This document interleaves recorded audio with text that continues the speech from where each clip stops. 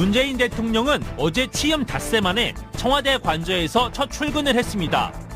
통상 새 대통령은 취임일 바로 다음 날 청와대 관저에 들어가지만 문재인 대통령은 취임일로부터 사흘이나 흐른 지난 13일에 입주. 그 이유가 박근혜 전 대통령의 거울방 때문이라는 증언이 나왔습니다. 박 전 대통령이 거실 전체를 거울로 채워놓은 탓에 관저 정비에 시간이 오래 걸렸다는 것입니다. 한편 문재인 대통령의 본격적인 국정운영 시동이 걸렸지만 박근혜 정부로부터 인수인계를 받아야 할 중요 현안 자료가 사실상 없는 것으로 알려져 논란이 일고 있습니다. 지난 정부의 업무 내용을 확인한 결과 남아있는 자료는 단순 공지사항이나 회의실 예약 내역 등 기초적인 자료가 대부분인 것으로 확인. 현재 사드 문제와 북핵 문제 등 혼란스러운 정세 속에서 외교 안보 현안에 대한 참고를 위해 봉인된 대통령 지정 기록물도 공개가 필요하다는 목소리가 나오고 있어 기록물 공개 여부를 놓고 쟁점화가 될지 지금부터 전망해 보겠습니다.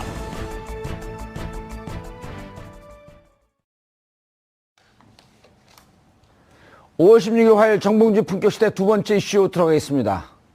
문재인 정부가 국정 안정화를 위해 취임 직후부터 속도전을 내고 있는 가운데 박근혜 정부가 국정 현안 관련 자료가 전무한 사실상 껍데기 인수인계를 한 걸로 알려지면서 논란이 일고 있습니다. 그런가 하면 문재인 대통령 부부의 청와대 입주 지연이 청와대 관저 내 박 전 대통령이 만들어 놓은 일명 거울의 방 때문이었던 걸로 알려져 궁금증이 증폭되고 있습니다. 이 문제와 관련 전문가 세 분 모시고 말씀 나눠보도록 하겠습니다. 김준일 대표는 계속 자리 지켜주고 계시고요. 영상편지 김남국 변호사 자리하셨습니다. 네, 안녕하세요. 예, 영상편지 준비해 오셨어요? 오늘은 뭐 특별한 건 없어요. 그럼 특별한 거 없으면 안 시킬게요. 네, 예. 감사합니다. 자, 최진봉 교수 자리하셨습니다. 안녕하십니까. 예. 봉자는 참 이게 친근감이 있어요. 그럼요. 네. 친근감, 소탈하고 친근한 이미지가 있죠. 봉자. 한 방송국에서 프로그램 만든다 그러면서 예. 그 타이틀을 봉주의 유한도전. 그렇군요. 봉주의 유한도전. 아주 좋습니다. 예. 그리고 정봉주도 출연하고 이봉주도 출연하고. 그러니까 봉봉. 최진봉 교수님 몇 줄을 하셔야 되는 거 아니에요? 그러니까 저를 왜 안 불러주시는지 모르겠네요. 카메라 이거 들고 다니는 사람 한 명 부족하다 그래서. 자, 우리가 이렇게 웃으면서 얘기하는데 웃을 수 없는 상황이에요. 예. 정말 창피하고 얼굴이 부끄럽고 예. 이게 정말 나라냐? 예. 라고 촛불을 들었던 그 장면이 연상되는 거 아니에요? 그러니까 참 이게 놀라운 게 행정자치부에서 이제 저번에 이제 박근혜 정부의 기록물을 평가를 했을 때 예. 역대 최고의 기록물을 숫자로 역대 최고의 기록물을 남겼다라고 얘기를 했거든요. 그렇게 예. 이제 발표를 했습니다. 그래서 1,100만 건인가 이 정도가 된다 그러면서 역대 예. 최고의 기록물을 남겼다고 했는데 실제 인수인계 받은 거는 하나도 없는 겁니다, 지금. 문재인 대통령이 이제 받은 게 없어서 이게 예. 굉장히 지금 이 문건들을 전부 어떻게 했는가, 파기를 했는지 어찌 했는지 이건 의혹이 좀 규명이 돼야 되는 상황입니다. 예. 자, 이거 참 국민들이 보기에 분노할 수밖에 없는 건데요. 이거는 진짜 법률적으로도 문제가 될 것 같은데. 예, 이건 법률적으로 굉장히 문제가 있는데요. 일단은 그 기록물 관리법에 관한 것을 조금 볼 필요가 있습니다. 대통령 기록물 관리법. 예, 기록물 관리법인데요. 사실상 우리가 보게 되면 대통령의 기록물이라고 하는 것 자체가 원래 이제 비밀로 보존이 돼야 된다라고 생각하는 경우가 많은데요. 원래 이 원칙은 공개가 원칙으로 되어 있습니다. 그러니까 흔히들 우리가 뭐 지정 기록물이라고 해서 보존을 오랫동안 해야 되고 그 기간 동안은 비밀이 유지돼야 되는 그런 기본으로 생각하고 있는데요. 원칙은 사실은 공개가 원칙이다라고 이야기를 하고요. 그다음에 현재 이제 지정 기록물로 되어 있다라고 되어 있는데 이 지정 기록물을 지적한 그 내용 자체가 사실은 맞는지 좀 따져볼 필요가 있다라고 생각이 됩니다. 이제 대통령 기록물과 관련된 여러 가지 자료들이 있는데 일반 기록물, 비밀 기록물, 지정 기록물 이렇게 뭐 등급을 분류해서 지정을 할 수 있다고 하는데 사실은 이것은 법률에 따라서 어떤 비밀이냐, 그러니까 그 기록물의 내용이 무엇이냐에 따라서 맞춰서 지정을 하는 게 맞다라고 생각이 됩니다. 예. 그런데 박근혜 정부 같은 경우에는 생산된 기록물 자체가 뭐 적다라고도 이야기되는데 그 적은 생산물의 지정 기록물 자체가 자체를 지정 기록물로 해가지고 아예 공개를 못하도록 했기 때문에 사실상 이게 큰 문제라고 생각이 됩니다. 예컨대 예를 들게 되면 한일 간의 협의라든지 아니면은 한미 간의 어떤 협의가 했다라고 한다면 그 협의에 이르는 그 과정이 사실은 중요한 거 아니겠습니까? 그럼요. 그런데 그 협의 과정을 전혀 들여다볼 수가 없는 겁니다. 예컨대 일방적으로 뭐 트럼프 대통령이라든지 또는 뭐 미국의 뭐 아베 총리가 이렇게 일본의 한미 아베 간 총리. 예, 예. 이렇게 협의가 됐다라고 이야기를 하면 사실은 저희는 그 부분을 확인을 해야 되는데 그 확인할 길이 없기 때문에 사실 이게 큰 문제가 아니라고 할 수가 없을 것 같습니다. 교수님. 예. 이게 우리가 예측을 했잖아요. 예, 그랬죠. 26대의 파쇄기가 들어갔다. 예. 그래서 지난해 말서부터 네. 올해 1, 2월까지. 예. 이 기록물 다 파쇄하는 거 아니냐? 그렇죠. 그런 의혹이 많죠. 예. 그러니까 지금 이게 보면 6개월간 파쇄기를 26대를 구입을 했는데 예. 9월 20일 날, 그러니까 작년 9월 20일이죠. 9월 20일 날 최순실 이름이 언론에 처음 등장할 때 2대를 구입을 했고요. 그리고 나서 10월 24일 태블릿 PC가 보도가 돼요. JTBC에서. 예. 그때 6대를 구입을 하고요. 11월 3일 최순실 구속되고 나서 6대를 또 구입을 합니다. 그리고 국정농단 특검 수사가 진행되는 과정에 1월 11일하고 2월 2일 날 각각 6대를 구입을 하거든요. 총 12대네, 이때. 그러니까 이게 거의 뭐 그 최순실 박근혜 국정농단 시기 그게 짧은 시간인데 그 6개월 동안 26대나 파쇄기를 구입을 했다고 하는 것이 일반적이진 않죠. 물론 청와대는 뭐 기간이 다 돼서 바꾸려고 구입을 했다고 얘기를 하지만 하필이면 그 시기에 28대나 구입을 했다고 하는 것은 뭔가 많은 양의 문서를 파쇄할 이유가 있었다고 볼 수 있겠고요. 그것이 결국은 최순실 박근혜 게이트와 연관된 문서였을 가능성이 높다고 보는 거죠. 예. 이건 불법이라고 볼 수밖에 없어요. 청와대 기록물은 없애면 안 되는 거 아니에요? 그리고 지금 보면 그 컴퓨터 안에도요. 민정수석실이나 지금 현재 수석실에서 컴퓨터 안에 정보를 보려고 열어봤더니 거기도 텅텅 비어 있대요. 그런데 기록이 다 남아있어야 되는 거 아니겠습니까?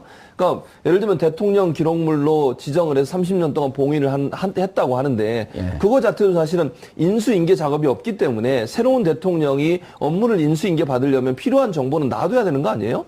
그게 무슨 뭐 모든 걸 다 감춰버리면 새로운 대통령이 청와대 들어가서 업무를 인계받을 수 없는 거 아니겠습니까? 어느 업무를 가든 본인이 그 전임자가 후임자한테 정보를 주거나 아니면 후임자가 즉시 대통령의 임무를 수행하는 데 부족함이 없도록 필요한 자료들을 제공해 주는 것이 인계 인수의 작업의 한 부분인데 그 부분 자체가 전혀 이루어지지 못하도록 만든 거죠. 지금 현재 남아있는 서류라고는 정부 현황 보고서 10장으로 되어 있는 현황 보고서하고요. 그다음에 총무비서관 보고서 100여 쪽짜리 총무비서관실 보고서 2개만 남아있는 걸로 돼 있어요. 근데 이것도 사실은 별 의미 없는 내용들인 거죠. 그래서 결국 이제 문재인 정부가 들어서면서 인수인계도 못 받는 상황에서 이런 정보까지 없으니까 상당히 어려운 상황에 처해 있는 것이고 이것이 박근혜 최순실 게이트에 뭔가 숨기려고 하는 의도를 갖고 있다고 하는 그런 의심을 살 수밖에 없는 그런 상황이라고 볼 수 있겠습니다. 김 기자님. 예. 이게 이제 청와대가 오래돼서 바꿨다, 파쇄기를. 예. 근데 이제 우리가 2014년 11월 정인의 문건이 나온 그 시절서부터 지금 2년 6개월이 흘렀거든요. 예. 2년 6개월 동안 박근혜 정부의 해명, 예. 설명, 예. 이런 거 들어보면 다 거짓말이라는 게 지금 판명이 났잖아요. 이 뭐 대부분 거짓말인 것으로 판명이 났고 아니면 그게 거짓말인지 아닌지 재판에서 예. 가려진 문제죠. 대부분이라고 하면 사실인 건 한번 밝혀보세요. 아, 기억나는 게 없습니다. 죄송합니다. 그럼 다죠. 거의 다. 예. 사실인 건 이런 거죠. 박근혜 대통령은 전 대통령이었다. 예. 이런 거밖에 없어요. 예. 황교안 국무총리였다. 권한 대행이었다. 예. 그런데 이거 진짜 심각한 범죄 행위 아니에요? 굉장히 심각한 범죄 행위고요. 아까 뭐 변호사님이나 교수님이 굉장히 잘 지적을 해주셨는데 이제 제일 중요한 거는 이제 차기 정부가 이제 예전에 노무현 정부는 예. 그 이명박 정부한테 한 6만 쪽의 이제 그 자료를 넘겨줬었거든요. 어찌됐든. 대통령 기록물 관리법을 만든 것도 노무현 예, 대통령 노무현 때. 대통령이 처음 이제 그런 거를 정비를 했죠. 예. 워낙 그러니까 정권이 바뀌면은 다 폐기하고 넘겨주지 않는 게 관행이라서 다음 정부가 이렇게 그 통치를 하기가 너무 힘들다. 그래서 그때 이제 얘기를 만들었고요. 들어보니까요. 들어봤더니 자료가 하나도 없어서 왜 없나 봤더니 전임 정부에서 다 폐기를 하면서 그래서 도대체 왜 폐기를 하냐? 그랬더니 이 자료를 갖고 전임 정권을 보복하는데 쓴다, 이 자료를. 예. 그러면 이제 노무현 대통령께서 판단하시기에 그래? 그럼 이렇게 중요한 자료이기 때문에 보복을 못하게 하기 위해서 정말 국가 기밀에 관한 것은 지정기록물로 해서 15년 내에 30년 열어보지 말돼. 예. 하지만 후손들은 이 기록을 갖고 있어야 하니 그렇게 법을 만들자. 예. 보복도 못하게 하고 실질적으로 기록도 남겨주고 이게 예. 좋은 뜻이었었단 말이에요. 그렇죠. 그러니까 이게 이제 정치 보복이 일상화돼 있는데 이거를 불합리하게 사용하지 않게 일부만 아주 핵심적인 내용만 지정기록물로 남기고 나머지는 공개하자는 예. 취지였거든요. 이게. 근데 이제 이번 정권은 이제 대부분 파기했거나 아니면은 이거를 이제 비밀로 핵심적인 예. 내용을 비밀로 지정을 해서 알 수 없게 만들었다는 데 문제가 있습니다. 예.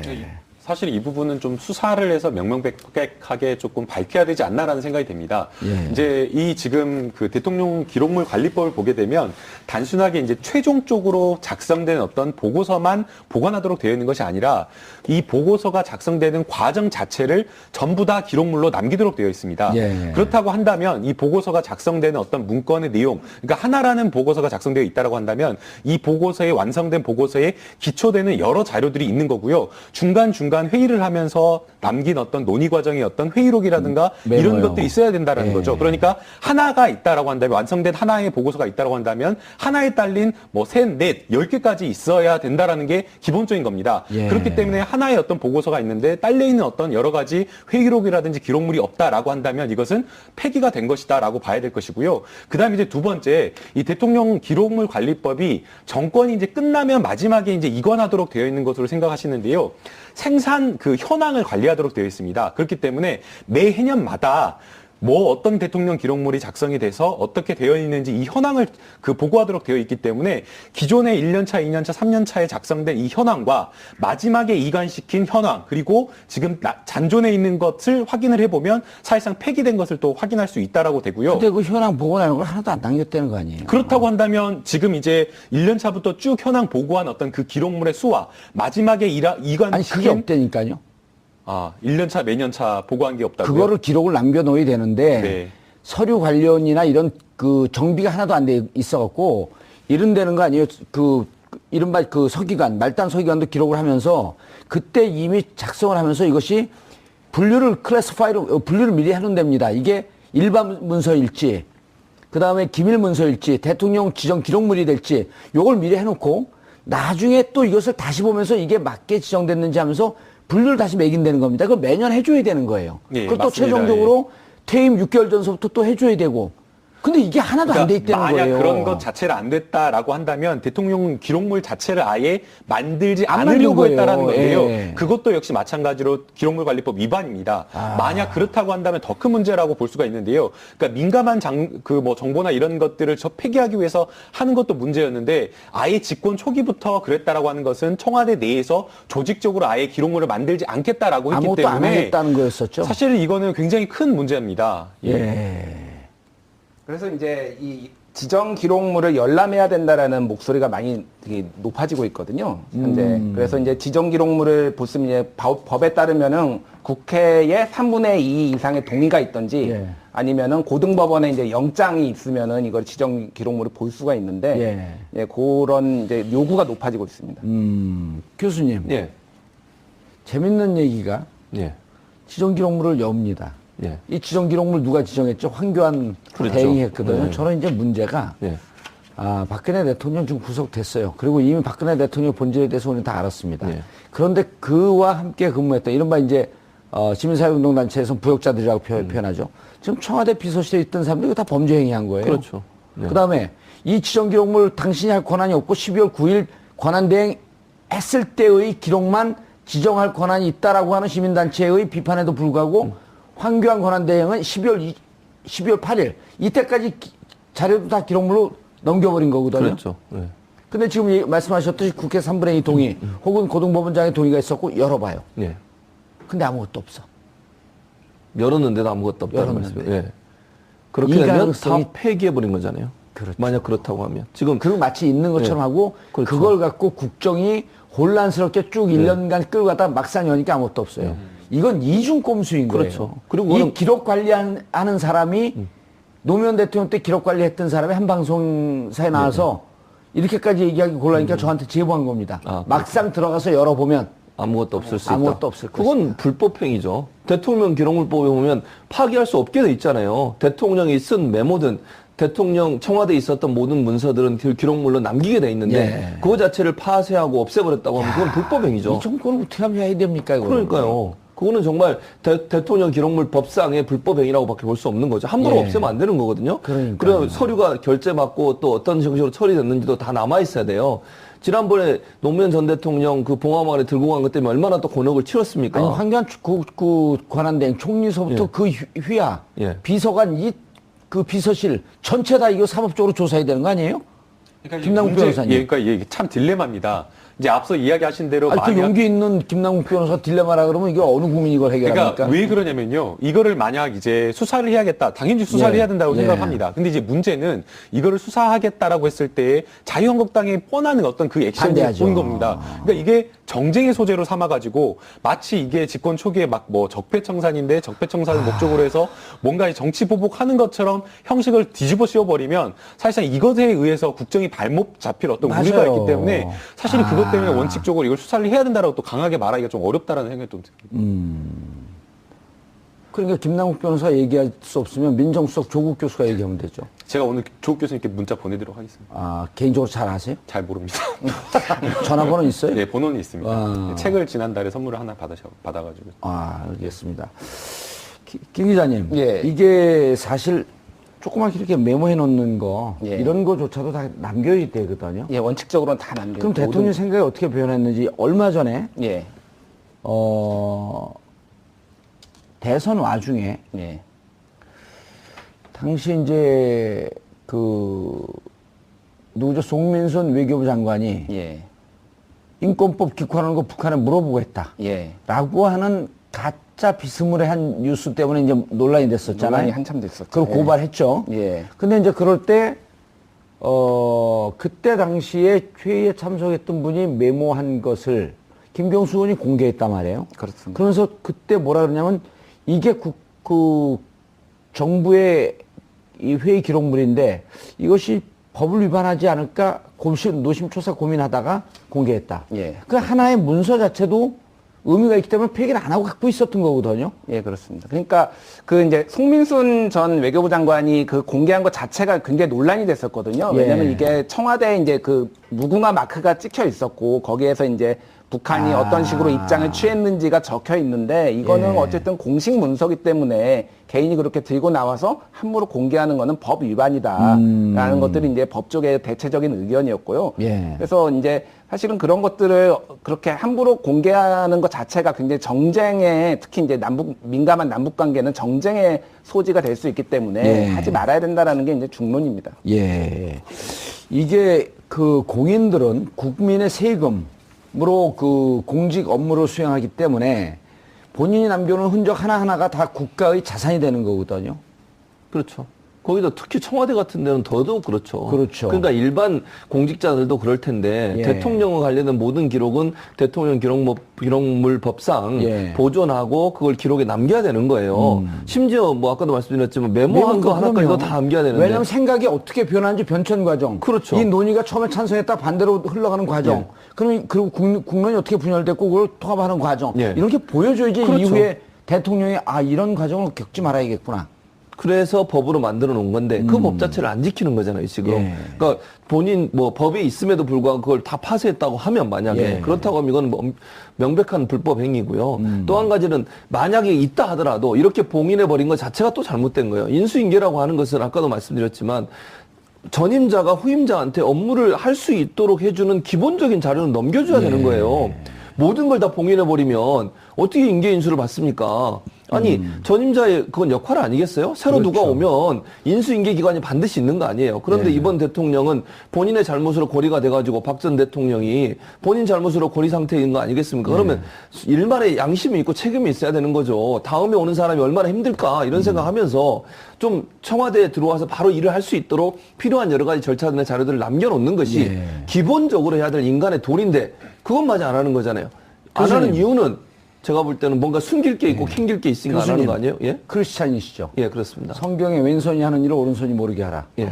전임 정권 대통령이 한 것을 후임 대통령이 모르게 하라. 그거는 그 성경 말씀하고 좀 안 맞는 것 안 같고요. 맞는 것 같아요. 예, 한번 해봤어요. 진짜 선행, 진짜 크리스찬인지. 이제 정봉주 의원님처럼 예. 남을 도와주고 힘든 사람 도와줄 때 그걸 밝히지 않고 그럴 때는 그 말씀이 참 적용이 잘 된다고 저는 봅니다. 다 밝혔는데. 네, 아까 그 정봉주 의원님 아니요, 예. 이게 그 국회의원들도요. 예. 그만두면 자기가 갖고 있었던 기록을 국회 기록물 관리에다가 넘깁니다. 근데 국회의원들도 그걸 모르고 다 폐기해버렸어요. 그런데 그게 이제 얼마 전서부터 그것을 넘겨갖고 후대 그러니까 속기록뿐만 아니라 후대 국회의원들 와서 이게 사립학교법은 어떻게 해서 통과가 됐고 국회 방송통신법은 어떻게 이 국회를 통과했고 이런 기록들이 의원들의 활동을 보면 있거든요. 예. 그거를 이 기록물을 넘긴 게 최근데 2호 두 번째로 넘긴 분이 김기식 의원이에요. 의정활동 잘했잖아요. 예, 참여연대. 참여연대. 예, 1호로 넘긴 분이 누군지 아세요? 누구십니까? 정봉주 의원님. 예. 제가 빨리 맞췄어요. 아니 제가 17대인데 그 전에 16대까지는 하나도 기록이 없는 거예요. 그래서 제가 그 2톤인가 3톤 트럭으로 3트럭을 넘겼어요. 그래갖고 그게 기사로 그 대소특필에서 이렇게 기록을 남겨야 된다. 아니 일개 국회의원도 하는데 국가를 운영했던 대통령이 이걸 다 폐기 처분하고 갔다? 그러니까 이게 지금 청와대에서 집권 초기부터 대통령 기록물 작성 자체를 안 하려고 했고 안 하려고 남기지 했죠. 않으려고 했다라는 그거에 지금 드러나고 있는 것으로 보이는데요. 이 대통령 기록물 관리법 7조를 보게 되면 대통령의 직무 수행과 관련된 모든 과정과 결과를 기록물로 남기라고 하고 있습니다. 그리고 그 다음 바로 조항에 단순하게 이게 종이로 남기라고 한 것이 아니라 종이로 되지 않은 것도 전자적으로 남기라고 이야기를 한 겁니다. 즉 그 말은 굉장히 이 보존을 처음부터 하겠다라는 그런 이야기를 하는 건데요. 뭐 이거를 공개하고 후대의 어떤 의사결정 과정을 보여주겠다라는 의미도 있지만 거기에는 저는 다른 의미가 또 하나 있다라고 생각이 됩니다. 과거에 보게 되면 청와대나 이런 데 같은 경우가 무소불위의 권력을 가졌기 때문에 법 위에 군림을 하면서 사실상 어떻게 보면 관례라는 이름으로 해가지고 법에 반하는 일들을 했던 겁니다. 음습하게 불법적인 행위한 것을 하지 못하도록. 맞습니다. 이렇게 모든 과정을 기록물로 남기라고 하는 것은 그러한 어떤 불법적, 그러니까 관행이라는 이름으로 과거에 했던 정부에서 했던 이런 것들을 하지 말고 불법적인 일은 아예 하지 말라라는 의미가 담겨 있는 겁니다. 그렇죠. 그런데 박근혜 정부에서 이렇게 하지 않고 아예 정부 초기부터 뭔가 그렇게 했다라고 한다면 사실상 명령이나 이런 것들을 지휘부서에 내릴 때, 관련 부처에 내릴 때에 어떤 불법적인 지시를 했거나 예. 아니면 위법한 어떤 지시를 했을 가능성이 농후하다라고 지금 추정할 수밖에 없는 거예요. 그러네요. 삼성 이재용 회장의 후계 승계 과정을 도와주기 위해서 연기금을 동원했어요. 국민연금을 동원했으며 그리고 그거에 대한 대가로 미르재단에 90억을 내게 했다. 220억을 내게 했다. 난 참 잘한 대통령이다. 이렇게 할 수 없는 거 아니에요. 불가능한 기록을 거죠. 남겨놓으면. 예. 불법 행위를 하는데. 야, 그런데 저는요. 황교안 권한대행이 더 문제가 있을 거라고 보는데요. 한 번은 감옥에 갔으니까. 이 황교안 권한대행이 일정하게 12월 8일까지 한 것도 넘기려고 그 지정기록물로 하려고 많은 노력을 했잖아요. 그렇죠. 그럼 뭔가 공모한 듯한? 야, 법조인으로서 촉이 쓰죠. 촉이 씁니다. 예. 수사 들어가라 그럴까요? 그러니까 제가 처음에는 수사를 하지 말아야 된다. 왜냐하면 집권 초기에 예. 개혁 과제가 너무나 많기 때문에 하지 말아야 된다라는 생각이 들었는데요. 예. 저는 갑자기 또 해야 된다라는 생각이 듭니다. 이거 왔다 갔다 하시네. 입장이. 왔다 갔다 해서 정말 죄송한데요. 예. 갑자기 생각을 하니까 자유한국당이 반발을 하더라도 이것은 법을 세우는 일이고 정의를 세우는 일이고 그 다음에 이게 문재인 정부 들어서는 것이 아니라 예. 다른 어떤 정부가 들어오더라도 선례를 남겨서는 안 되기 때문에 이런 잘못된 선례 남기지 않아야 되는 거 아니겠습니까? 국민 여러분, 자, 청와대에 기록이 하나도 남아있지 않다고 합니다. 종이 몇 쪽 있었고 26대의 폐쇄기가 동원해서 전체 자료를 삭제한 듯한 흔적만 남아있을 뿐입니다. 청와대 기록물, 어찌 보면 4년 동안 대한민국 5천만 국민의 생명을 담보한 그러한 기록물입니다. 그리고 이것은 몇몇 위정자들, 불법과 부정을 마음껏 자행했던 그들의 손에 의해서 이 기록물은 흔적도 없이 사라졌습니다. 당시 이것을 파쇄한 담당자들, 그리고 그것을 지시한 책임자들, 그리고 그때 당시에 대통령 권한대행 직위에 있었던 황교안 권한대행, 이 모두가 법과 조사의 책임으로부터 자유로울 수 없을 것 같습니다. 후대 이런 대통령이 다시 나오지 말아야 할 이유입니다. 5월 16일 화요일 정봉주 품격시대 마치겠습니다. 감사합니다. 하려고 하는 의도를 갖고 있다고 하는 그런 의심을 살 수밖에 없는 그런 상황이라고 볼 수 있겠습니다. 김 기자님, 예. 이게 이제 청와대가 오래돼서 바꿨다, 파쇄기를. 예. 근데 이제 우리가 2014년 11월 정윤회 문건이 나온 그 시절서부터 지금 2년 6개월이 흘렀거든요. 예. 2년 6개월 동안 박근혜 정부의 해명, 예. 설명, 예. 이런 거 들어보면 다 거짓말이라는 게 지금 판명이 났잖아요. 이 뭐 대부분 거짓말인 것으로 판명이 났고 아니면 재판 그게 거짓말인지 아닌지 재판에서 가려진 문제죠. 대부분이라고 하면 사실인 건 한번 밝혀보세요. 아, 기억나는 게 없습니다. 죄송합니다. 그럼 다죠. 거의 다. 예. 사실인 건 이런 거죠. 박근혜 대통령은 전 대통령은 대통령이었다. 예. 이런 거밖에 없어요. 예. 황교안 국무총리였다. 권한 대행이었다. 예. 그런데 이거 진짜 심각한 범죄 행위 아니에요? 굉장히 심각한 범죄 행위고요. 아까 뭐 변호사님이나 교수님이 굉장히 잘 지적을 해주셨는데 이제 제일 중요한 거는 이제 차기 정부가 이제 예전에 노무현 정부는 예. 그 이명박 정부한테 한 6만 쪽의 이제 그 자료를 넘겨줬었거든요. 어찌됐든. 대통령 기록물 관리법을 만든 것도 노무현 예, 대통령 노무현 때. 대통령이 처음 이제 그런 거를 정비를 했죠. 예. 워낙 그러니까 정권이 바뀌면은 다 폐기하고 넘겨주지 않는 게 관행이라서 다음 정부가 이렇게 그 통치를 하기가 너무 힘들다. 그래서 그때 이제 얘기를 만들었고요. 들어보니까요. 들어가 봤더니 자료가 하나도 없어서 왜 없나 봤더니 전임 정부에서 다 폐기를 하면서 그래서 도대체 왜 폐기를 하냐? 그랬더니 이 자료를 갖고 전임 정권을 보복하는데 쓴다, 이 자료를. 예. 그러면 이제 노무현 대통령께서 판단하시기에 그래? 그럼 이렇게 중요한 자료이기 때문에 보복을 못하게 하기 위해서 정말 국가 기밀에 관한 것은 지정기록물로 해서 10월 그래서 6대를 또 구입을 합니다. 그리고 국정농단 특검 수사가 진행되는 과정에 1월 11일하고 2월 2일 날 각각 6대를 구입을 하거든요. 총 12대네, 이때. 그러니까 이게 거의 뭐 그 최순실 박근혜 국정농단 시기 그게 짧은 시간인데 그 6개월 동안 26대나 파쇄기를 구입을 했다고 하는 것이 일반적이진 않죠. 물론 청와대는 뭐 기간이 다 돼서 바꾸려고 구입을 했다고 얘기를 하지만 하필이면 그 시기에 28대나 구입을 했다고 하는 것은 뭔가 많은 양의 문서를 파쇄할 이유가 있었다고 볼 수 있겠고요. 그것이 결국은 최순실 박근혜 게이트와 연관된 문서였을 가능성이 높다고 보는 거죠. 예. 이건 불법이라고 볼 수밖에 없어요. 청와대 기록물은 없으면 안 되는 거 아니에요? 그리고 지금 보면 그 컴퓨터 안에도요, 민정수석실이나 지금 현재 수석실에서 컴퓨터 안에 정보를 보려고 열어봤더니 거기도 텅텅 비어 있대요. 그런데 기록이 다 남아있어야 되는 거 아니겠습니까? 그러니까 예를 들면 대통령 기록물로 지정을 해서 30년 동안 봉인을 했다고 하는데 예. 그거 자체도 사실은 인수인계 작업이 없기 때문에 새로운 대통령이 업무를 인수인계 받으려면 필요한 정보는 놔둬야 되는 거 아니에요? 그게 무슨 뭐 모든 걸 다 감춰버리면 새로운 대통령이 청와대 들어가서 업무를 인계받을 수 없는 거 아니겠습니까? 어느 업무를 가든 본인이 그 전임자가 후임자한테 정보를 주거나 아니면 후임자가 즉시 대통령의 임무를 수행하는데 부족함이 없도록 필요한 자료들을 제공해 주는 것이 인계 인수의 작업의 한 부분인데 그 부분 자체가 전혀 이루어지지 못하도록 만든 거죠. 지금 현재 남아있는 서류라고는 정부 현황 보고서 10장으로 되어 있는 현황 보고서하고요. 그 다음에 총무비서관 보고서 100여 쪽짜리 총무비서관실 보고서 2개만 남아있는 걸로 돼 있어요. 근데 이것도 사실은 별 의미 없는 내용들인 거죠.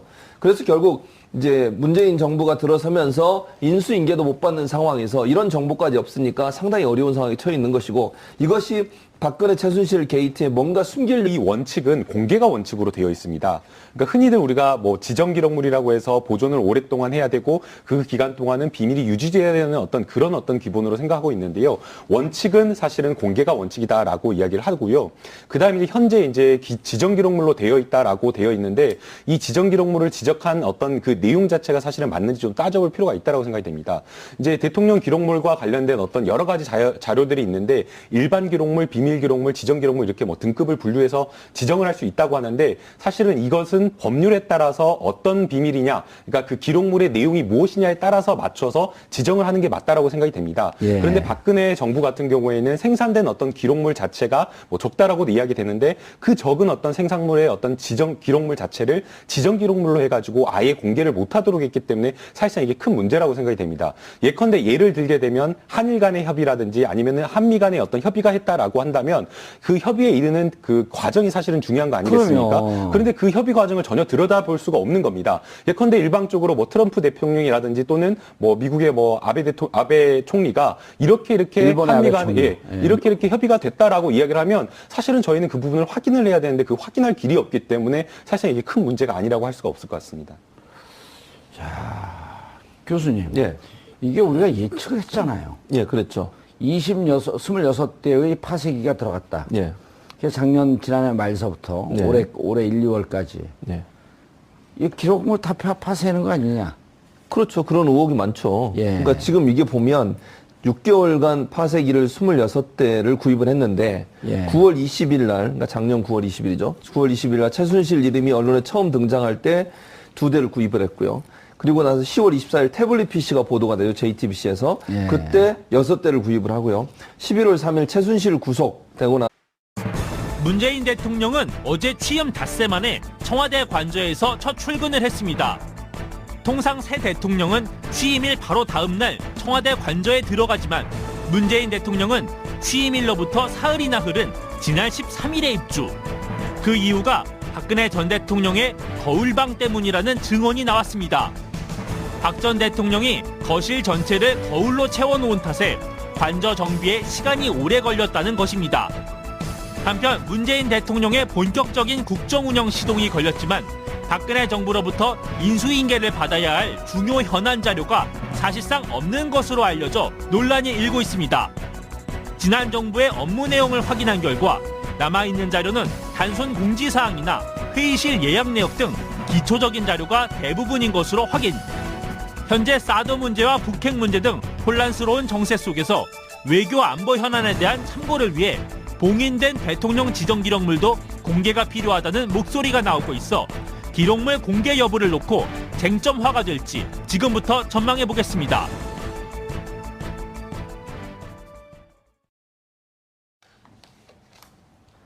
(5월 16일) 화요일 정봉주 품격시대 두 번째 이슈 들어가겠습니다. 문재인 정부가 국정 안정화를 위해 취임 직후부터 속도전을 내고 있는 가운데 박근혜 정부가 국정 현안 관련 자료가 전무한 사실상 껍데기 인수인계를 한 걸로 알려지면서 논란이 일고 있습니다.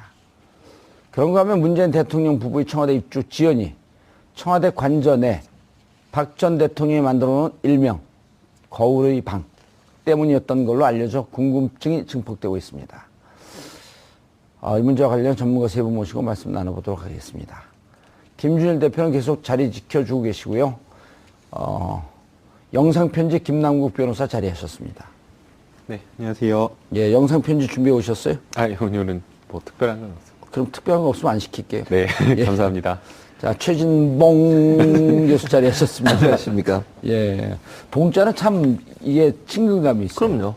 예. 친근감, 소탈하고 친근한 이미지가 있죠. 봉자는. 한 방송국에서 프로그램 만든다 그러면서 예. 그 타이틀을 봉주의 유한도전. 아, 그렇군요. 봉주의 유한도전. 아주 좋습니다. 예. 그리고 정봉주도 출연하고 이봉주도 출연하고. 그러니까 봉봉.